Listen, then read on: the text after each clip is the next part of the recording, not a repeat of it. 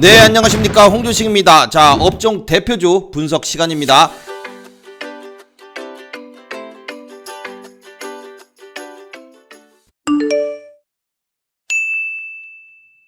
첫 번째 볼 종목은 삼성전자입니다. 자, 삼성전자가 이 5일선 위로 올라온 이후에 횡보를 보이고 있는데 이제 언제 오느냐, 이제 계속해서 이게 이제 궁금하죠. 지금 지수가 최근에 이제 반등 이후에 조정을 보이고 있는데 지난번 지수 폭락 이후에 웬만한 종목들은 또 다 반등이 멋지게 또 나왔어요. 근데 삼성전자만 일단 7만 원대로 이제 올라선 다음에 좀처럼 움직이지는 않고 있는데 그나마 다행인 것은 이제 이거예요. 지난번에 요때였죠. 요날 아랫꼬리를 쫙 달고 5일선을 지지하는 요 캔들, 요게 이제 상당히 의미가 있는 캔들이다, 이렇게 설명을 드렸는데, 왜 그러냐면 이날 이 5일선을 깨는가 싶었는데 외국인이 대량 매수세가 들어왔어요. 130만 주 정도가 외국인이 들어오면서 5일선 이탈하는 것을 막고 다시 7만 원 위로 올려놨다. 자, 그러면은 외국인도 7만 원 이하로 깨지는 것은 그닥 좋아하지 않는 모습이다.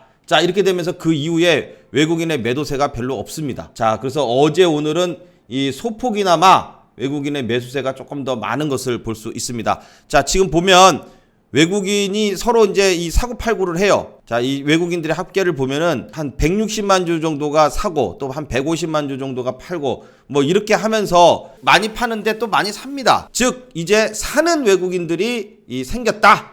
자, 이렇게 되면서 대량 매도세가 안 나오는 것만으로도 이제 주가가 7만 원 위에 슬슬 안착을 할 수 있는 그런 자리를 만드는 것이 아니냐. 자, 이렇게 보여지고 있습니다. 자, 근데 개인이 사는 게 이제 좀 걸려요. 자, 개인이 팔아야지 주가는 좀 상승을 하는데 개인이 언제 파느냐? 주가를 좀 올려야 팝니다. 그러면은 또 조금 수익 난 개미들이 또 혹은 이제 본전 정도 된 개미들이 이 매도를 하기 시작을 합니다.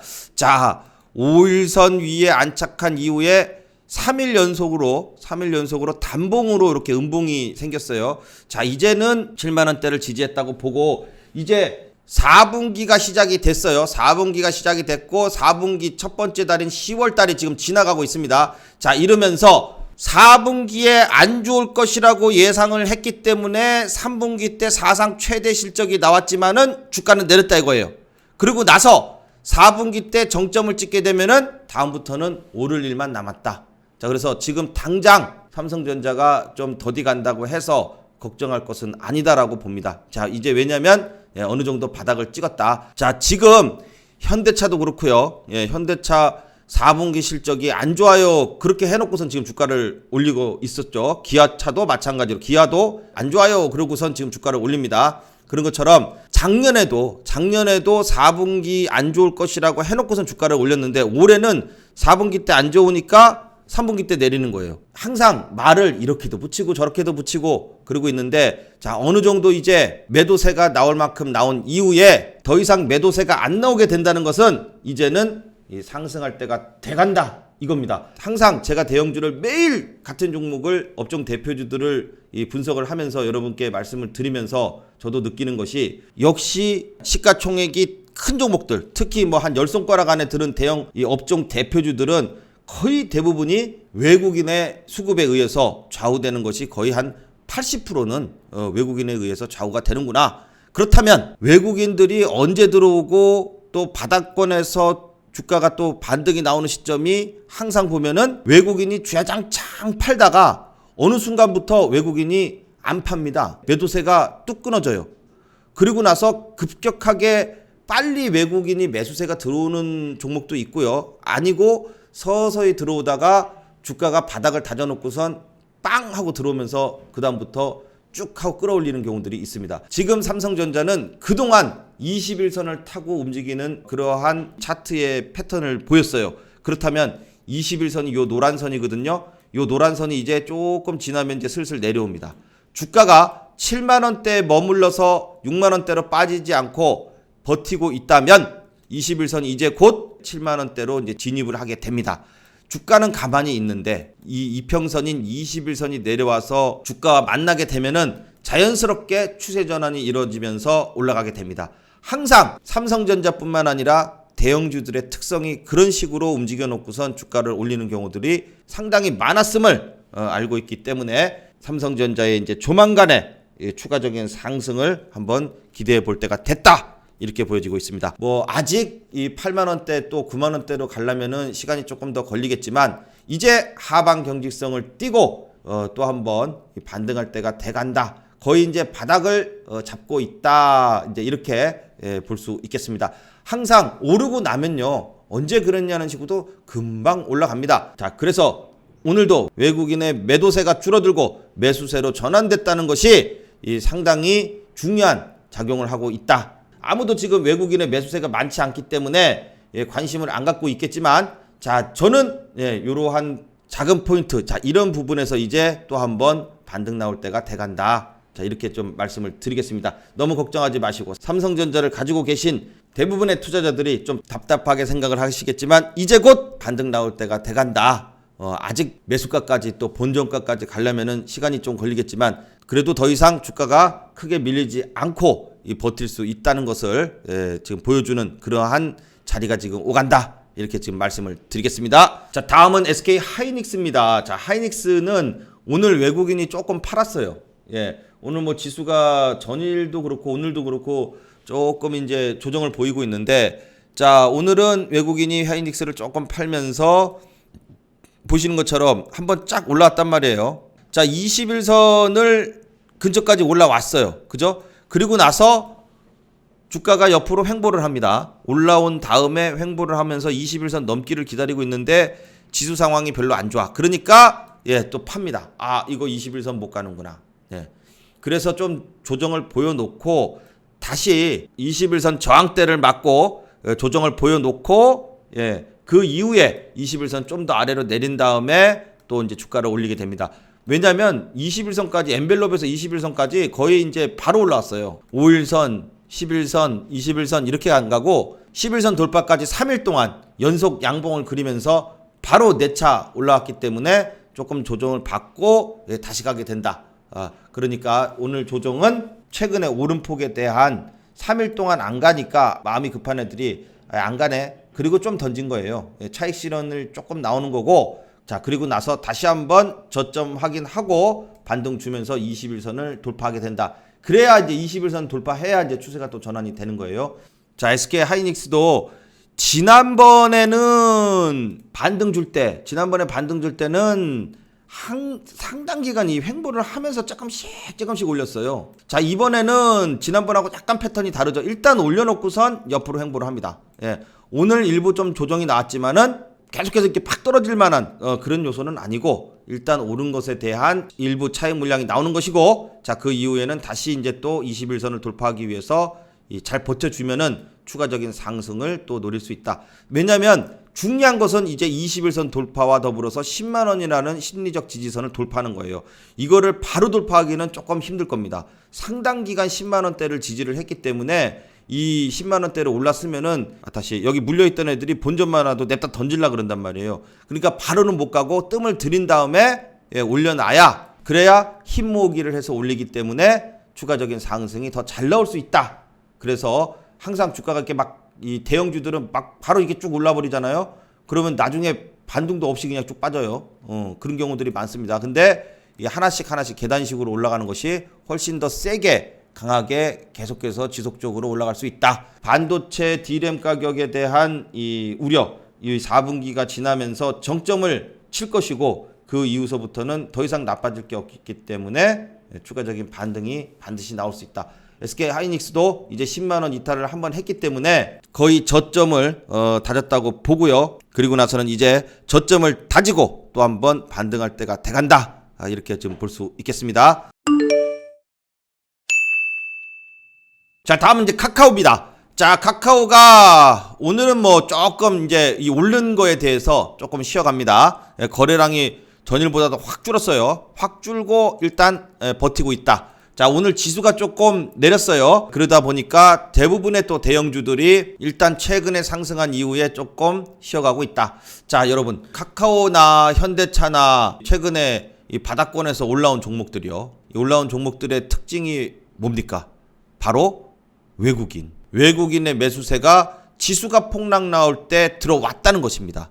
즉, 주가를 악재를 때려놓고선 주가를 내린 다음에 개미들을 아주 그냥 이 진을 빠지게 하고 공포에 떨게 한 다음에 지수가 폭락 나올 때 그때를 맞춰가지고선 이 공포심이 극에 달았을 때 외국인이 싹 들어옵니다. 그게 바로 최근 대형주 중에서 바닥권에서 많이 오른 종목의 특징입니다. 카카오가 그랬고 그 다음에 네이버가 그랬습니다. 또 현대차 그 다음에 기아 이런 종목들이 그랬습니다. 자, 바로 이 바닥을 다지는 이 RSI 과매도권 그 다음에 또 엔벨로프 이러한 자리에서 반등이 대부분이 나오긴 나옵니다. 근데 어떤 종목은 많이 나오고 어떤 종목은 조금 나오고 그리고 나서 반등이 나오긴 나왔는데 이 바닥을 다지는 정도고 또 어떤 종목은 이렇게 쭉쭉쭉쭉쭉 이렇게 쭉 가는 종목이 있고 자 어떤 차이가 있어요? 예, 바로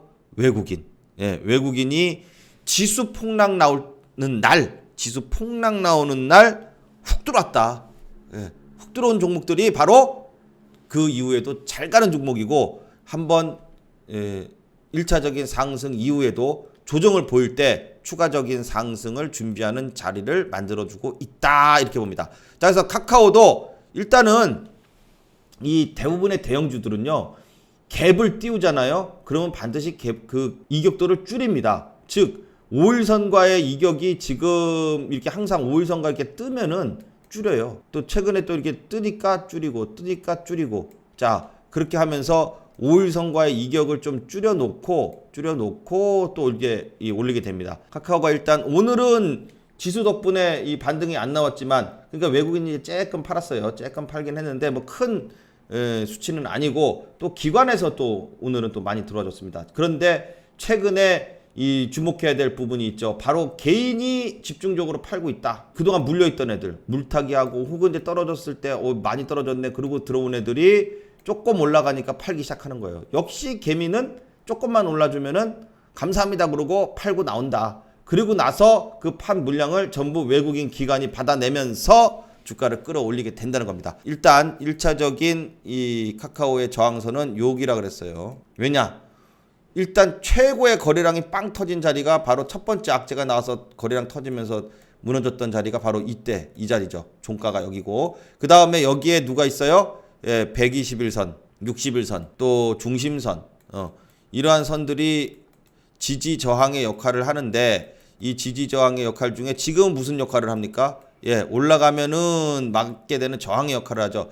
저항의 역할을 하는 선들이 다 지금 이 가격대에 있다. 자, 그래서 여기서 일단 여기까지만 올라와도 바닥권 대비해서는 일단 한 23%나 올라오는 거네요. 여기까지만 해도 빨리 올라왔으면 좋겠어요. 그죠? 올라왔다가 조정을 좀 받는데 막 떨어지는 것이 아니라 횡보 좀 이렇게 올라왔다가 횡보를 조금 보이고 조정 받은 다음에 다시 요 61선 이렇게 내려오는 선을 돌파를 시켜서 추가적인 상승이 한번 나오는 그림을 한번 시나리오를 가져봅니다. 자, 왜냐?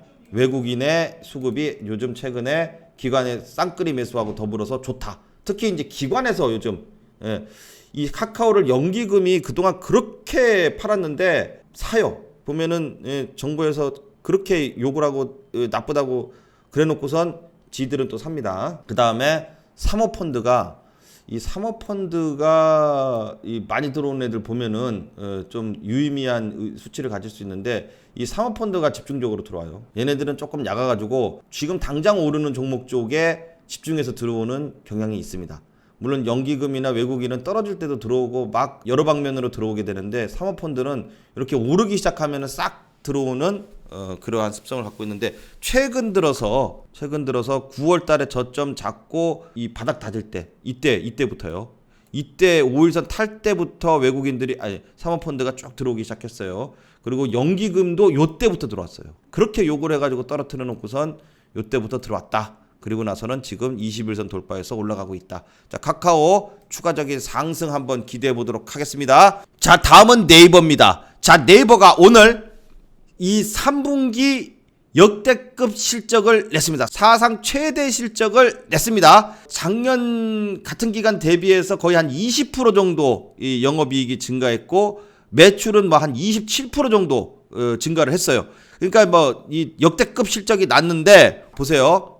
제가 어제 내일이 실적 발표를 하게 되니까 오늘 60일선 정도까지만 올렸다가 이렇게 조정을 받고 그 다음에 어떻게 된다 그랬어요? 내려오더라도 40만 원을 안 깨고 지지를 받고 이렇게 오른다. 딱 그림대로 오늘 오전에 이렇게 내렸어요. 아래 꼬리를 달고 내렸다가 오후장 들어서 지수가 지지부진한데도 불구하고 네이버는 다시 오르기 시작을 합니다. 즉 갈 길을 가겠다는 얘기예요.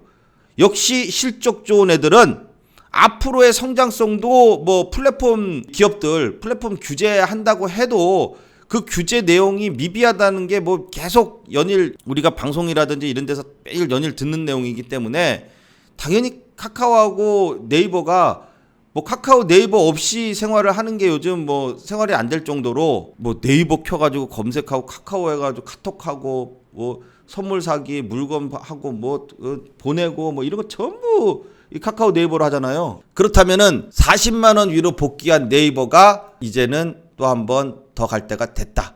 자, 그래서 이 뭐 규제 리스크는 아직 여전하다고 얘기는 하는데 규제 리스크에 대한 주가의 이 하락 추세는 이미 다 여기 이제 이만큼 떨어지면서 다 반영을 했어요. 그리고선 지수 폭락까지 다 쌍바닥으로 이겨내고 40만 원을 돌파했다는 것은 굉장히 큰 의미를 갖는다. 자, 그렇게 되면서 일단 60일선을 돌파하기 위해서 다시 한번 자리를 잡는 모습이다. 자, 60일선 일단 60일선만 넘으면 위에 또 아무것도 없어요. 더 갈 수 있다는 얘기입니다. 60일선 넘기 위해서는 일단 40만 원대 위에서 지지를 보여야겠죠. 지지를 딱 보이고 있다가 이 60만 원 60일선을 좀 주가를 낮춰놓고 그리고 나서 뿅 하고선 올리게 된다. 자, 그래서 이 네이버도 이 60일선 돌파해서 추가적인 상승이 한번 기대해 볼 수 있겠습니다. 자, 다음 삼성 SDI입니다. 삼성 SDI 보면은 이제 지난 지수 하락이라든지 이런 거 보면 다 이겨냈어요. 5일선이 안착하니까 어때요? 쭉쭉 가고 있죠. 자, 그래서 최근에 이제 20일선 돌파해서 또 70만 원이라는 이 라운드 피겨 중요한 심리적 지지선 이 부분까지 다 돌파를 해주면서 올라왔는데 60일선을 이 눈앞에 두고 다 못 올라가고 있습니다. 자, 일단 최근에 반등 그 저점 대비해서 반등 나올 만큼은 대부분 다 나왔다. 보니까 어때요? 삼성 SDI도 엔벨롭 찍고 과매도권 들어간 다음에 60일 근처까지 올랐고 그 다음에 네이버도 똑같죠. 엔벨롭 찍고 RSI 과매도 나오고 주요 저항선 21선 다 돌파한 다음에 61선까지 올라왔고 자, 그리고 가는 종목들이요. 현대차도 마찬가지로 RSI 과매도권 들어왔다가 저점 찍고 외국인 수급 들어오면서 21선 돌파한 다음에 61선까지 다 왔고 일단 1차적인 상승 목표치까지는 대부분 종목들이 다 왔다. 그러면 이제부터는 바로 이 60일선을 바로 돌파할 수 있을까요? 그러기는 힘들다는 겁니다. 그렇게까지 막 쭉쭉쭉 뻗어나갈 수는 없잖아요. 바닥에서 많이 올라와 있는 상태니까 이미 바닥은 다졌으니까 급할 게 그다음부터는 없어진 상태다. 자, 카카오도 그렇고 네이버도 그렇고 삼성 SDI도 그렇고 대부분 지금 제가 말씀드리는 대형 종목들 중에 삼성전자하고 SK하이닉스 빼놓고서는 대부분이 바닥권에서 20일선 돌파해서 60일선 근처까지는 대부분 다 올라와 있는 상태다. 그렇다면 지금부터는 떨어지지만 않고 버텨주면서 옆으로 횡보해 준다든지 조정을 보여주면서 60일선 돌파를 딱 노리고 있어야 된다는 거죠. 자, 그래서 60일선 돌파하는 업종이 어떤 업종이냐? 그 업종 대표주가 60일선을 넘게 되면은 그 관련된 종목들은 추가적인 상승이 또 멋지게 나올 수 있다 이겁니다. 자, 특히 이 삼성 SDI 같은 경우에는 자, 보세요. 오늘 에코프로 BM 오늘 많이 떨어졌어요. 제가 그런 말씀을 드렸죠. 삼성 SDI가 조정을 받을 때 삼성 SDI가 80만원, 82만원 찍고 쭉 이제 조정을 받고 있을 때 까꾸로 에코프로 BM은 오른다.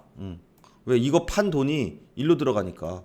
그리고 나서 얘는 이제 많이 올랐어요. 자꾸 여기서 더 간다 그러는데 왜 더 간다 그러는지를 모르겠어요. 이렇게 마지막에 항상 이 차트를 볼 줄 알아야 되는 게 이 각도가 이게 이게 완만한 상승을 보이다가 이 갑작스럽게 이렇게 수직 상승으로 바뀌잖아요. 그럼 여기가 항상 고점이라니까요. 삼성전자도 그랬고 뭐 현대차도 그렇고 모든 종목들 대형주건 급등주건 테마주건 다 이런 패턴을 그리고 나서 떨어질 때는 안 떨어지는 척 하다가 이제 떨어지게 될 때는 그냥 그다음부터 떨어져요. 예를 들어서 얘가 30만 원까지 떨어진다고 칩시다. 30만 원까지 떨어진다고 쳐도 엄청나게 오른 거예요. 올 1년 동안 봤을 때 작년 10월 달 대비해 가지고 작년 10월 달에 얼마였냐면요. 작년 10월 달에 얼마였냐면요. 한 10만 원대였어요. 한 12, 3만 원이었어요. 12, 3만 원짜리가 3배, 4배 올랐어요. 30만 원까지 만약에 떨어진다면 그래도 많이 오른 거다라는 거죠. 30만 원이었던 시절이 불과 8월 달에가 30만 원대였어요. 그런데 뭐라 그랬어요? 에코프로비엠, 그다음에 뭐 LNF, 오늘 LNF도 많이 떨어졌죠. 차익 실현 물량이 나오는 겁니다. 차익 실현 물량이 나오는 거고, 이렇게 한 번씩 확 떨어지잖아요. 떨어진 거에 대한 이 물량 공백 현상이 일어나서 그거에 대한 반발 심리로 반등은 나온다. 반등은. 근데 그 반등 나오는 게 반등이지 막 또 추세를 잡아서 막 이렇게 간다는 것은 아니라고요. 그러면 이 떨어지면서 물량 파는 애들이 누가 제일 많이 팔았어요? 보면은 LNF는 기관에서 왕창 팔고요. 그 다음에 에코프로비엠은 외국인이 왕창 팔았어요. 자, 그러면 어떻게 돼요? 그 돈이 어디 가겠어요? 삼성 SDI나 대형주 쪽으로 다시 갑니다. 자, 그래서 삼성 SDI는 보니까 어때요? 어이구, 봐요. 들어왔지. 지수가 내려오는데도 저 이거 지금 봤어요. 당연히 그동안 그렇게 얘기해 왔던 게 당연한 거예요. 그 전에도 그랬으니까. 삼성 SDI 오를 때는, 삼성 SDI 처음에 오르기 시작할 때는 에코프로비엠 꿈쩍도 안 했어요. 한참 오르고 나가지고 삼성 SDI 조정 들어가니까 그때부터 에코프로비엠이 올랐고, 삼성 SDI 고점 찍고선 조정 나올 때부터 에코프로비엠은 급등이 나왔어요.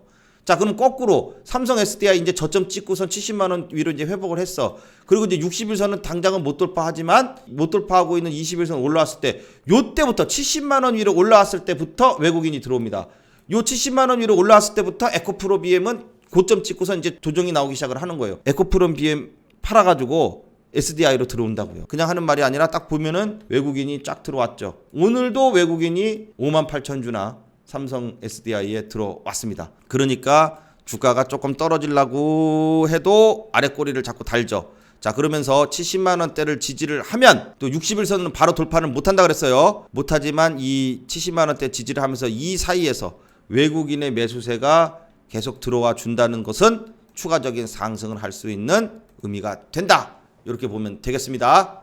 자, 다음은 이제 이 금융주들이요. 슬슬 이제 10월달 또 11월달에 대한 금리 인상에 대한 얘기가 지금 나오고 있고, 또 12월달 또 내년 초까지 계속 테이퍼링 얘기가 또 나올 것이고, 금리 인상 얘기도 또 나올 것이고, 그러니까 어떻게 해요? 이들 금융주들이 쭉쭉쭉쭉쭉 잘 가고 있다 이겁니다. 자, 그래서 KB금융도 계속해서 지지를 받고 있다가 여기서 이제 정비열로 전환이 되고 있어요. 자, 드디어 오늘 아주 의미 있는 21선, 121선 골든 크로스가 나오면서 드디어 이 박스권의 이 55,000원대를 멋지게 오늘 돌파시켜줬다. 자, 그래서 이제 전고점이 6만 원이에요. 6만 원 조금 안 돼요. 정확하게 얘기하자면은 59,000원대입니다. 59,800원이 최고점인데 이 6만 원을 바로 목전에 두고 있죠. 자, 그래서 이제부터는 또 이 전고점을 향해서 멋진 상승을 한번 기대해 볼 수 있겠다. 못해도 전고점까지는 한번 가보자. 물론 올랐으니까 뭐 내일은 좀 조정이 나올 거예요. 보면은 올랐으면은 조정 나오고, 또 올랐으면 조정 나오고, 올랐으면 조정 나오고, 이렇게 하면서 가는 거죠. 이렇게. 그죠? 지금 보시는 것처럼 계단식으로 올랐으면 조정 나오고, 또 오르고 조정, 오르고 조정, 오르고 조정, 이렇게 가겠죠. 자, 그래서 KB금융은 아주 멋진 전고점 돌파가 나와줬고, 그 다음에 또 이 뭐 신한지주도 마찬가지죠. 신한지주도 전일에 외국인의 대량 매수세가 들어왔다고 했는데, 오늘도 대량 매수세, 어제도 32만 주, 오늘도 31만 주 들어오면서 계속해서 바닥 찍고선 쭉 하고 올리고 있다. 38,000원대, 최저점은 37,000원대, 박스권 이 저점 하단 찍었다 말씀드렸고, 자, 계속해서 신한지주도 반등이 나오면서 이 4만원대를 다시 한번 오늘 멋지게 돌파를 해주고 있다. 자, 외국인의 수급이 계속해서 지속적으로 들어오고 있기 때문에 조정 시에는 항상 저점에서 들어갈 수 있는 자리. 근데 저점 이미 이때 못 잡았는데요. 그러면 돌파하고 있으니까 지금이라도 해야죠. 자, 그래서 신한지주도 이제 올라가고 있고, 그 다음에 금융주들을 본 김에 좀 볼게요. 자, 신한지주, KB금융 주로 말씀을 많이 드리고 있었는데, 또 하나금융지주도 있어요. 하나금융지주도 보면은 다른 애들은 이렇게 올랐다가 조정받고 밑에서 이제 이렇게 올라가기 시작을 하는 애인데, 요 하나 지주는 이렇게 정별로 쭉 올랐다가 이 떨어진 구간이 많이 안 떨어졌어요. 예, 많이 안 떨어지고 이 중심선 부근, 역시 중심선 대단하죠. 중심선 딱 지지하면서 중심선 맞춰가지고 싹 올라가고 있다. 자, 그래서 지금 다시 한번 최고점이 이 48,000원이에요. 48,000원. 이 48,000원을 향해서 또 한번 시동을 걸었다.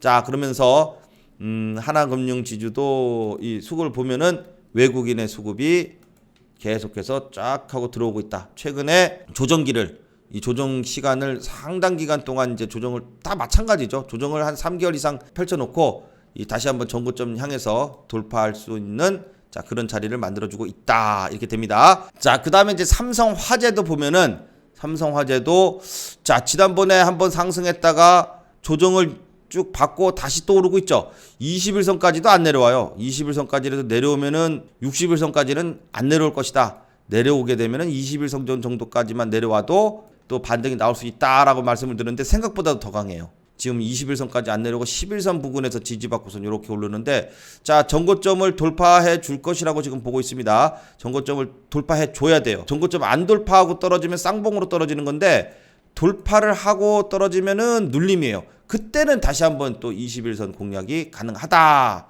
이렇게 보고 있습니다. 그래서 삼성화재도 금리 인상에 대한 수혜주로 눌림 심하다. 예, 또 한번 반등을 줄 수 있는 그런 종목이 됩니다.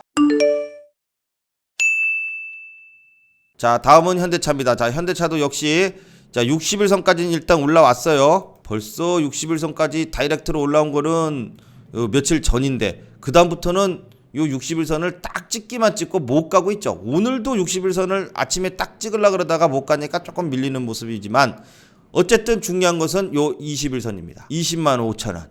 요 20일선 위를 지지를 해주고 60일선과 20일선 사이에서 주가가 지금 놀고 있어요. 자, 요렇게 버텨만 주면은 그거는 괜찮다고 보는 거예요. 왜냐?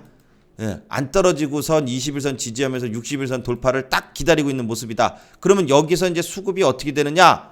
예, 수급이 외국인이나 기관의 수급이 쭉 들어와 줘야 되는데, 오늘은 외국인이 조금 이제 팔았어요. 어제는 들어왔는데, 그런데 오늘 외국인이 파는 거를 개인이 받은 게 조금 별로네. 왜 기관이 받았어야 되는데, 기관이 받았어야 더 좋은데 개인이 샀어요. 하여튼 개인들 이제 조금만 내리면 이제 사는 버릇이 있어가지고 그런데, 요 안에서만 20일선과 60일선 안에서만 이 외국인과 기관이 서로 샀다 팔았다 하더라도 21선 안 무너지고서 여기서 버텨주게 되면은 추세 전환이 일어나는 것이다. 지금 이 20만원대 위에 올라와서 첫 번째 저항선이 바로 이 선이라 그랬어요. 자, 그리고 여기 보면 여기 이제 중심선이 있어요. 이 중심선이 바로 직전 고점이었던 요 가격대예요. 그래서 여기를 넘어주면 완벽하게 추세 전환이 일어납니다. 지금은 바닥 찍고선 최근에 올라온 반등이고, 상승 추세로의 완벽한 전환이 일어나는 것은 이 직전 고점이다. 이거를 지금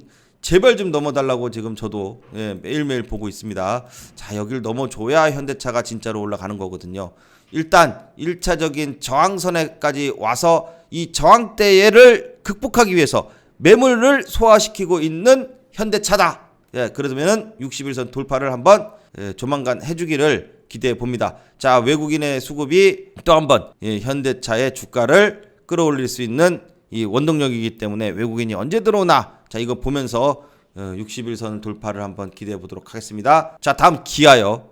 자, 기아도 오늘 계속 이제 전고점 돌파를 위해서 요 이평선이 지금 다 밀집돼 있어요. 61선, 중심선, 이 120일선 다 밀집이 돼 있는데, 자, 이 이평선 밀집돼 있는 것을 이 돌파가 그렇게 쉽지는 않습니다. 최근에 이제 바닥권에서 쭉 땡기는 동안에 외국인들이 집중적으로 들어왔고, 그리고 나서 주가가 조정을 받고 있는데 다시 힘 모으기를 하고 있는데도 외국인들이 안 나가고 있어요. 계속해서 들어오고 있습니다. 좋습니다. 좋은 현상이에요.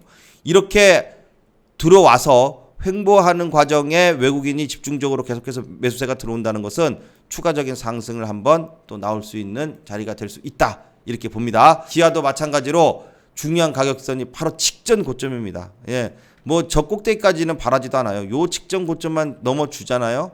그러면은 자연스럽게 전고점 돌파할 수 있는 자리까지 올라가게 됩니다. 88,000원 정도 대 되네요. 88,000원대를 얼른 빨리 돌파해 주기를 기대해 보도록 합니다. 자, 외국인은 계속해서 수급이 기아에서는 아주 좋은 수급이 들어오고 있습니다. 자, 다음은 현대건설입니다. 자, 현대건설 건설주 중에서 일단 이 반등이 지난번 이제 조정기부터 나오긴 나왔는데 얘는 20일선을 못 넘어요. 그죠? 다른 애들은 다 20일선 넘고 또 이제 더 가고 그랬는데 역시 20일선은 바로 넘기가 좀 부담됐던 이유가 20일선하고 60일선하고 가히 붙어 있어요. 중심선하고 다 여기 이평선이 52,000원에 집중적으로 이 저항대가 포진돼 있기 때문에 바로 돌파하기가 힘들었던 모양이에요. 바로 돌파하기가 힘든 그러한 자리가 됐었어요. 그런데 5만원, 이 5만원이라는 라운드 피겨를 또 심리적인 지지선이기 때문에 여기를 또 지켜줘야 된다는 이러한 부분 때문에 주가가 3일 동안 내릴 때에 계속해서 이 외국인이 들어왔고요. 그리고 나서 오늘 지수가 이렇게 조정을 받는 이 와중에도 현대건설은 양봉을 끓이면서 5만원대를 지지하는 이러한 캔들이 나와줬다. 외국인도 기관도 쌍끌이 매수가 들어와줬다. 아주 땡큐한 일입니다. 네, 그래서 이 5만원대를 지지를 하면서 다시 반등을 주는데 봐요. 21선까지는 이격이 있으니까 좀 바로 올라오긴 했어도 21선 돌파를 못하죠. 그리고 나서 21선이 이제 많이 내려왔어요. 지금 이렇게 내려놓으면은 어떻게 해요? 그 다음에 내일 음봉이 나온다 하더라도 양음양 패턴으로만 만들어 가도 21선은 조만간 내려와서 21선 위로 안착을 하게 되는 모습이 나올 겁니다. 자, 그렇다면은 21선 돌파, 그 다음에 이제 61선 중심선이 52,000원에 있어요. 52,000원을 딱 돌파하게 되잖아요. 그러면은 지난번에 요 도지경 캔들 있죠? 여기 고점이 52,000원이에요. 그럼 뭐가 돼요? 쌍바닥. 자, 요러한 쌍바닥이 나오면서 52,000원 돌파하게 되면은 다시 한번 추세적인 상승이 나올 수 있다. 이렇게 됩니다. 자, 외국인의 수급 오늘 현대건설에 들어온 것은 상당히 의미 있는 지지를 하기 위해서 들어왔다. 그래서 기관도 오늘 5만원대 지지를 하기 위해서 들어왔어요. 자, 누구나 현대건설 5만원대가 깨지기 싫어하는 모양입니다. 자, 어쨌든 그렇다면은 5만원대 지지하고 추가적인 상승. 자, 이번에 52,000원 돌파를 한번 기대해 보도록 하겠습니다. 자, 다음에 이제 LG전자입니다. 자, LG전자도 역시 지금은 1단계 지지 바닥 라인 양음양 패턴에서 한번 살짝 또 올린 다음에 2단계를 딱 지지해 보고 있는데 21선 얘도 못 돌파해요. 그러니까 지금 바닥권에서 최근에 바닥 치고선 올라오는데 대부분의 지금 업종 대표주들 똑같은 패턴이죠. 근데 두 가지가 있다 그랬어요. 지금 보니까 10개 중에 8개는 60일선까지 올라가 있고 한 2개는 이 21선까지밖에 못 오고 이제 이 정도 이렇게 되죠. 비율적으로 8대2 정도 됩니다. 그래서 LG전자도 일단 21선을 돌파를 못하고 있어서 21선을 돌파하기 위해서 버티고 있는 모습이다. 그렇지만은 21선의 이격이 이제 다 줄었어요. 오늘 21선 터치를 했습니다. 자, 그렇다면은 21선을 밑으로 내려놓고 짱 하고선 옆으로 횡보만 해도 자연스럽게 올랐으면서 추가적인 상승을 한번 기대해 볼 수 있는 그런 자리를 만들어주고 있다. 자, 외국인의 수급이 중요한데 외국인이 최근에 3일 연속으로 큰 물량은 아니지만은 그래도 들어와 주면서 추가적인 상승을 위해서 버텨주고 있는 모습이 계속해서 지금 나오고 있다. 이렇게 됩니다. 자, 그래서 LG전자도 이제 21선 돌파가 점점 눈앞에 다가왔다. 다음 주 정도에 한번 돌파를 기대해 보도록 하겠습니다. 자, 그리고 주간 증시 일정표를 잠깐 마지막으로 볼게요. 보면은 인텔이 실적 발표를 합니다. 인텔이 이 세계 최대 반도체 업체잖아요. 그래서 이제 인텔이 3분기 실적 발표를 하는데 내일이에요, 내일. 그러면은 이제 다음 주가 되면 반도체에 어떠한 영향이 이제 있을 수 있다. 자, 그렇게 되면은 삼성전자나 SK 하이닉스에도 다음 주에는 한번 주가가 좀 변동성이 있으면서 바닥 찍고서 좀 반등을 한번 기대해 볼 수 있는 자, 그러한 일정이 지금 나오고 있다. 자, 이러한 주간 일정표요. 여러분들께 이제 무료로 배포하고 있으니까요. 부담 없이 여러분들 이 주간 일정표 위에 전화번호에 리포트라고 쓰셔가지고 문자 보내주시면 무료로 다 보내드리고 있습니다. 자, 그리고 또 이제 여러분들 갖고 계신 종목들 중에 좀 어려운 종목들 종목 상담 지금 계속 받고 있는데요. 예, 뭐 최근 들어서 이제 이 보내주신 종목들 지수가 이제 좀 조정을 받으면서 아직 반등을 안 하고 있다. 또 이제 이 종목 올라오면은 좀 팔던지 아니면 또 더 보유를 해야 될지 자, 이런 것 좀 모르겠다 하시는 분들 전화번호에 종목명 매수가 또 평단가 비중 이런 거 적으셔가지고선 보내주시면 시청자 종목 상담 시간에도 말씀드리고 또 개별적으로도 잘 상담드리도록 하겠습니다. 자, 오늘 영상은 여기까지 하겠습니다. 다음 시간에 또 좋은 내용으로 찾아뵙겠습니다. 감사합니다.